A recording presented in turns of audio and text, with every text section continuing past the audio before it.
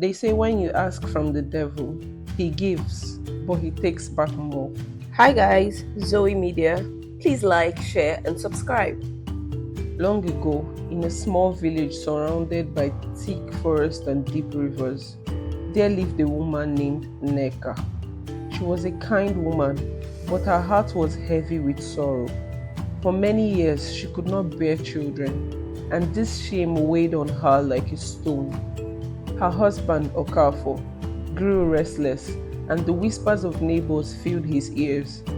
One evening, as the sky darkened and the crickets began their song, Nneka left her home quietly and walked deep into the forest. She had heard of a shrine hidden in the shadows, a place where spirits listened and wishes were granted for a prize. When she reached the shrine, she knelt before the old wooden idol, its face twisted and dark, and she made her plea. "Please," she whispered, "let me bear children. Twins. I will serve you. I'll be loyal. Just give me what I ask." The wind howled through the trees, and though no one was there, she felt something listening. The air grew cold, and a voice echoed in her ear, soft and sharp like a blade. "You will have your twins.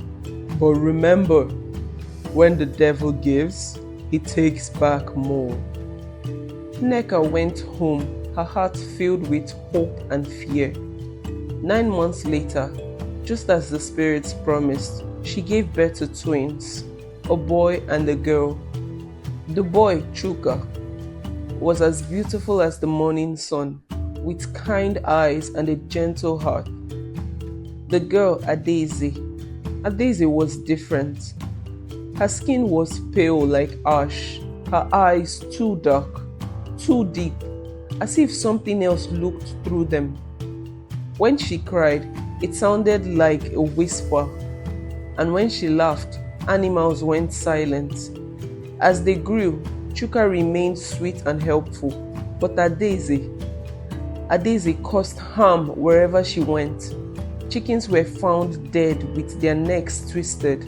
The neighbors' crops withered after she passed by. Even her own mother, Nneka, grew afraid of her. Okafor, the father, could not hide his hatred. "This is no child of mine," he would spit. "She is cursed." But Nneka, remembering her promise, stayed silent. One day, Adaeze did something terrible. No one speaks of what it was, but it was enough for Okafor to lose what little patience he had left. In a fit of rage, he grabbed his knife and stabbed her.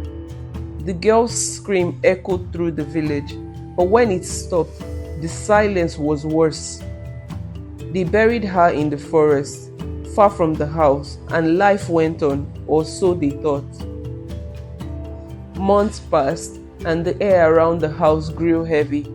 Nneka noticed Chuka was not the same. His kind eyes now looked distant. His smile never reached his lips. He began to speak in ways that chilled her blood. Words that sounded like Adaeze. At night, they heard him laughing in the dark.